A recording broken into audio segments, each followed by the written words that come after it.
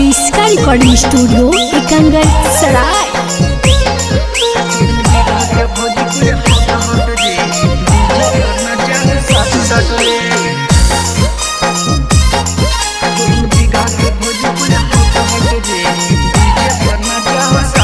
Presented by किसका film. चौदन बीघा के भौजी कुल हॉट हॉट रे डीजे पर नाचा हो साट साट रे। चौदन बीघा के भौजी कुल हॉट हॉट रे डीजे पर नाचा हो साट साट रे। कि बजे लगल डीजे पर गाना की भौजी के कमर लचके।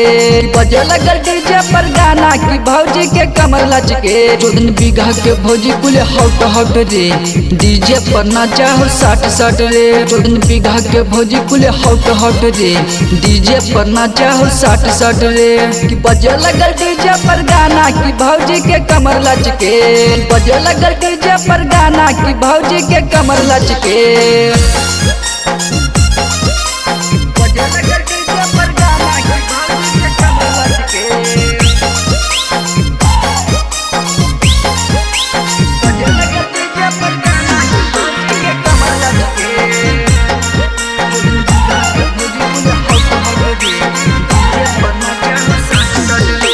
डीजे बजे धाम धाम भौजी नाचे छम छम हाथ में रुमाल लेके रे। उड़ावे जब गर्दा उठाई के पर्दा देखी भैया पागल हो गल रे। कि बजे लगल डीजे पर गाना की भौजी के कमर लचके।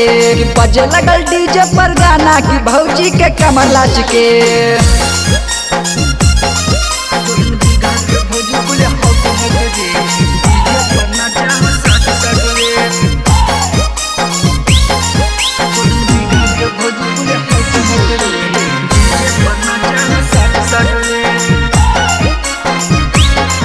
इसका रिकॉर्डिंग स्टूडियो एकंगर सराय। बड़की भौजी नाचा है सटी सटी रे। छोटकी भौजी नाचा है सटी सटी रे।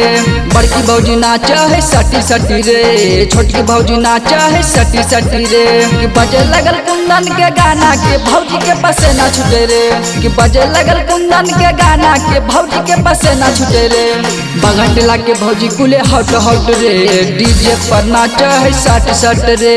मुसीपन के भौजी कुले हॉट हॉट रे डीजे पर नाचा है सट सट रे।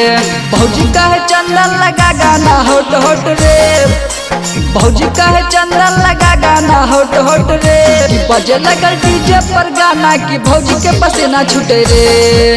कि बजे लगल डीजे पर गाना की भौजी के पसीना छूटे रे। इसका रिकॉर्डिंग स्टूडियो एकंगर सराय।